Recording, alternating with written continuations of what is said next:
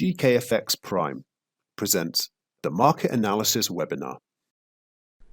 Hello everybody, welcome to another edition of the weekly webinar.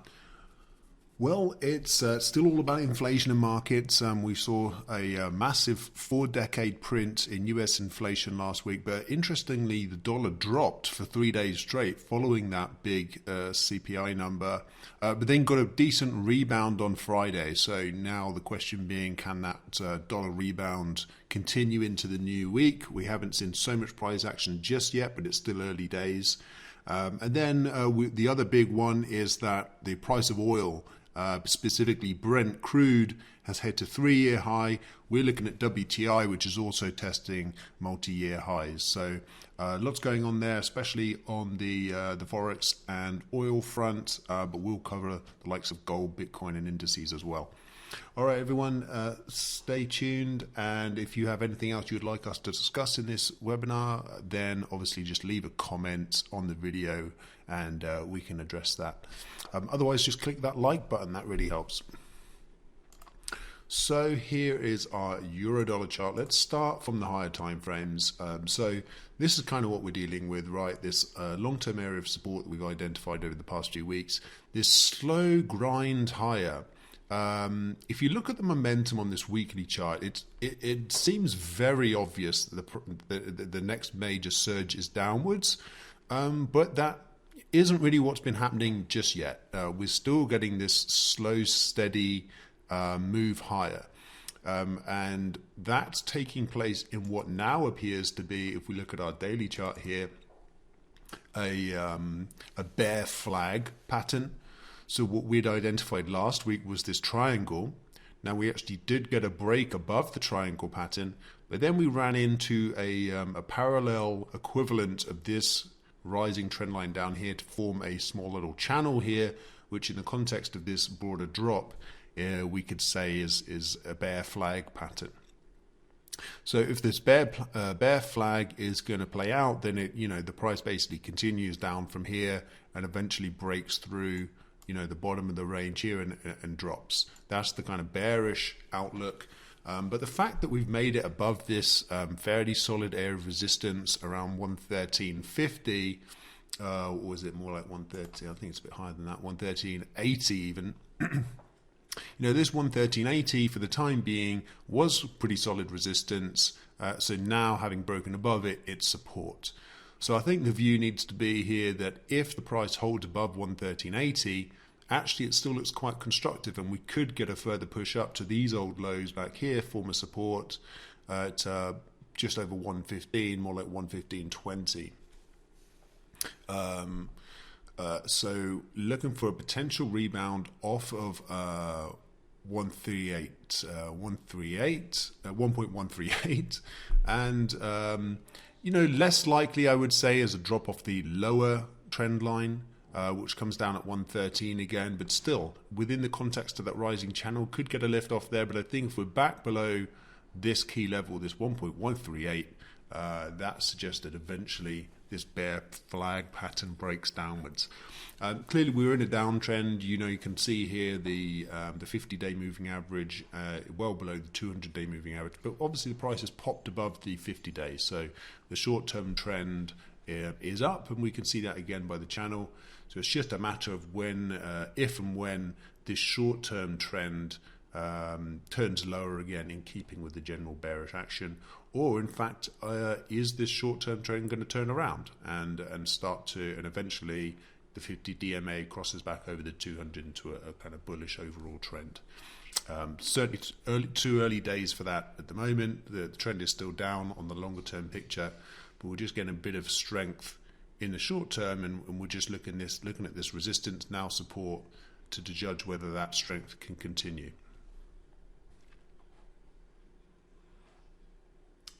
Dropping down to the 4-hour chart. It's gone a bit squished. You can see the action a little bit better there. All right, let's start with the weekly of sterling. So I've actually taken it off, but the big level that I've mentioned over the past few weeks is this level that came through here. It's all these old peaks, which we're a little bit below them, but still, you can see we're testing that 200-week moving average, and actually now we're just testing the 50-week moving average as resistance. So we've just bounced between the two. We dropped through it, tested, down, up. So you can see those two moving averages proving to be quite significant for the market in sterling at the moment. We had this down sloping channel. We can actually see that better on the daily chart. It looks a bit messy with all the greens. Probably I should change some of these colors. But there's our down sloping channel, and you can see we popped above it. And this is actually the 200-day moving average that we're dropping away from. So we've got this pivot point, which was this low through here, some lows through here, and it was also just there was this consolidation at the channel the last time, and then we saw that sharp drop lower, and now we're coming to the kind of bottom of that consolidation where we saw that big first drop, and it's through there that the price is dropping down from again, right? So this is where really the market really gave way here, and that's where we're kind of falling back from again. So this is it's almost a tweezer top pattern here. I didn't mention on that euro chart that actually is a tweezer top here, close to a tweezer top, but it is a bearish engulfing pattern at the 200-day moving average, actually also at the 50-week moving average, and this this supply area that I was just referring to here. So some reasons for the price to come off here, but obviously it has been a strong trend. We did go overbought on a daily basis, so it would make sense for the price just to at least go sideways for a bit here. And if it does dip a bit further down, we've got a fairly obvious area of support and a fairly obvious kind of pivot that has been working for this market, which is basically 136.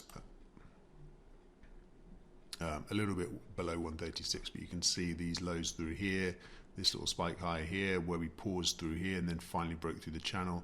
That was all 136. So would be, if we were just going to have a bit of at least a consolidation, 136 would feel like it's an area that could get tagged on a deeper correction.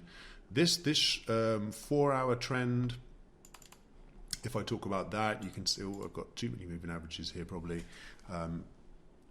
Here you can see the trend still well up on the 4-hour chart. So a little bit early days to be, to be getting too bearish on what seems to be a pretty strong trend. But we are highlighting the significance of this this area that we've just tagged. All right, let's move on to dollar yen. So I wanted to start with this weekly chart here. This is the big level that we're struggling with, right? We have broken it, but we're struggling, right? So we a couple of false breakouts. Then we actually did break to the top side on a weekly basis, but we've got this rising channel, which I'll show you on the daily chart, and a big bearish engulfing week last week, which actually took us back below this key pivotal area. There you can see that big bearish week a bit more clearly. So, and a bit of bearish divergence on RSI. So maybe we're just not going to quite make it through this level without a bigger pullback. Let's have a look. This is our rising channel on the daily chart. We're getting a nice little bounce. This line is not really confirmed. It's just these two tough touches here, but it's just what's nice about it is that it's pretty much exactly parallel with this top rising trend line here. So you can see that's generally what's containing the price at the moment. And the price popped above the 50-day moving average, but obviously this is fairly bearish action, especially having followed this one. Steady uptrend, but then big bearish moves down. Makes you wonder, will we actually be able to survive a move all the way back up to the highs here? We quite possibly won't.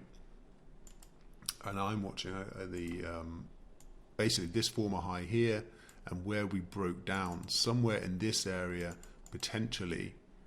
So this is where we rolled over that first time, and then we kind of dropped down here, steadied, and then tanked again, potentially in here. So it's basically in around 115. There's always a round number involved. 115 actually right at the bottom of that range where we slumped through. 115 heading its way up towards 115.50. Those two round numbers potentially where the market could roll over again. For the time being, the trend is up, so you know, got to be wary of that. But we're just looking at that, you know, that long-term level and the big sell-off on the weekly candle below that key area is just making us wonder whether we actually are topping out here.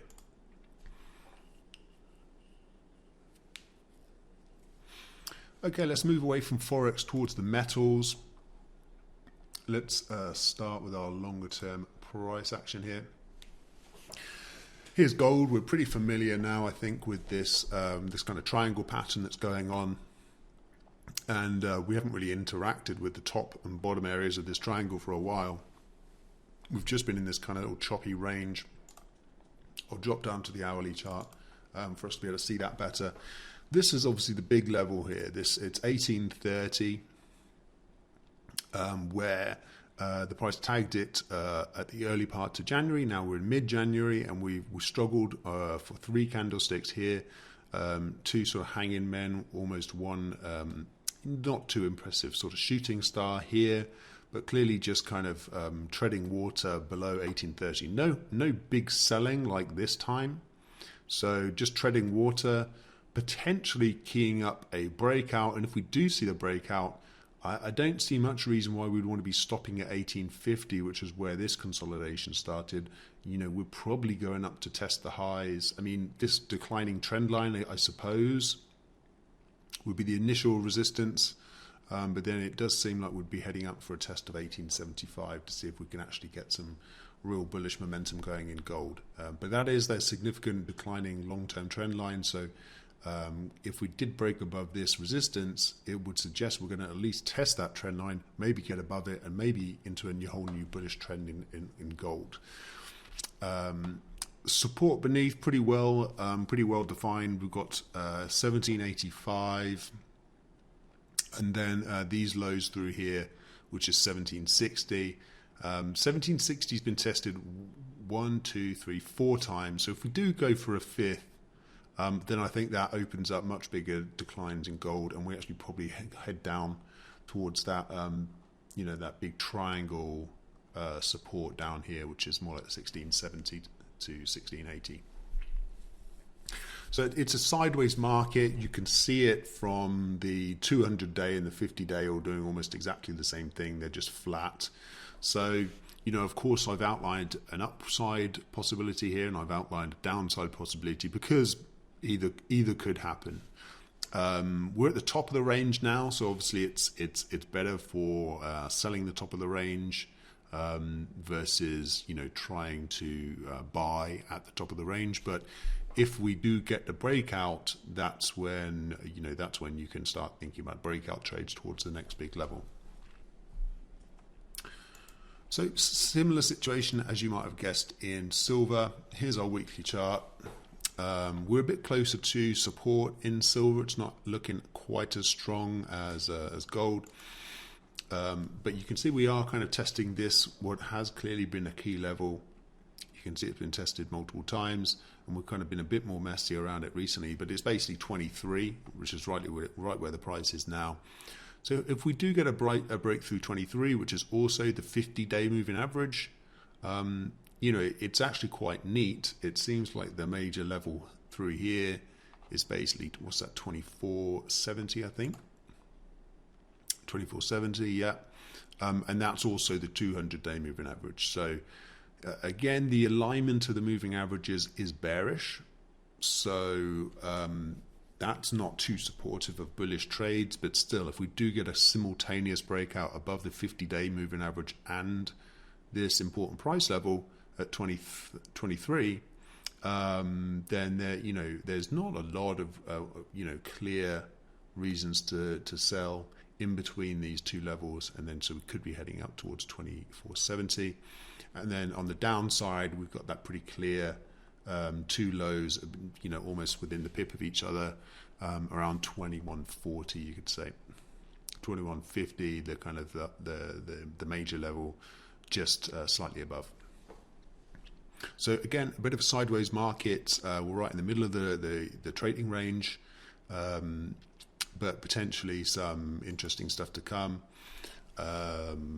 we're either going to get a breakdown through this like major level eventually, and that could, open up a really serious downtrend in silver, or in fact, this whole consolidation phase is going to start coming to an end as we push up through the top of the range here and start moving up to the top of the range here, and maybe opening up a whole new leg of this original uptrend. So different possibilities here. Sideways market for now, but we're looking at the middle of this range. From here to here, we're looking at the middle, and we're looking for a potential move up to the top of the range here. Let's start with a weekly in WTI. As I mentioned, oil testing multi-year highs here. The trend is clearly higher. It held on to a test of its 50-week moving average, and it's held on to a test of this long-term pivot that we drew through and we've had drawn for a while. If we drop down to our daily chart, you can see it testing the highs here. I mean, this is obviously pretty clear resistance, and there is going to be some profit taking, but it's not clear how long that profit taking will really last. We could be on the verge of a double top here, but just the trend on the weekly chart, we can see higher highs and higher lows are being formed, right? This whole sequence here, high, high, high, high, high, high, higher low, higher low.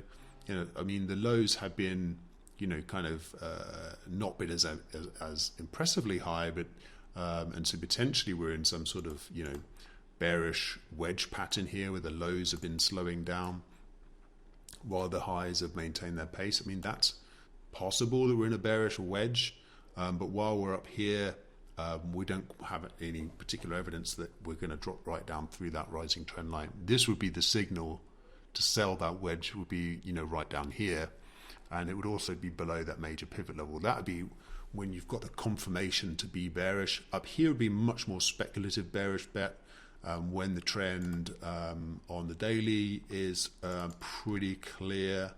Well, the daily is actually pretty choppy, but the 4 hour is where you see the very clear upwards trend here. So, if you do think maybe this top level holds, then as I say quite often, you could maybe look for some breakthrough, some significant level.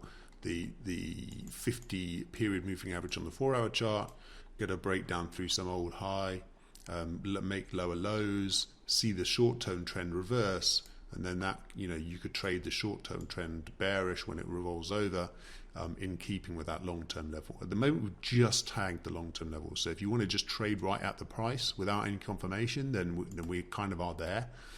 We're at the highs now. So if you just want to trade the price, if you want some confirmation, we need a bit more downside action. And just remember, the trend is still pretty much up. And, we could even see something like, if you're going off this wedge, the price still could get up, over $90 a barrel probably, and then roll over from the top of the wedge. So bear that in mind. Okay, so let's switch gears to indices. We're going to have a look at the S&P 500 now. Clearly a massive bull trend, but it's just steadied recently. For the last few weeks, we did make a couple of record highs, but and we've been edging around the record highs, and every so often in the newspaper you read about record highs, but really it's been a sideways market since really, most of Q4 even has been pretty sideways. And so then the question is, does this sideways roll into a steeper correction, maybe a drop down to these major lows down here and through the 50-week moving average, which hasn't been tested for a while, really since 2020. So we are due a test of the 50-week moving average.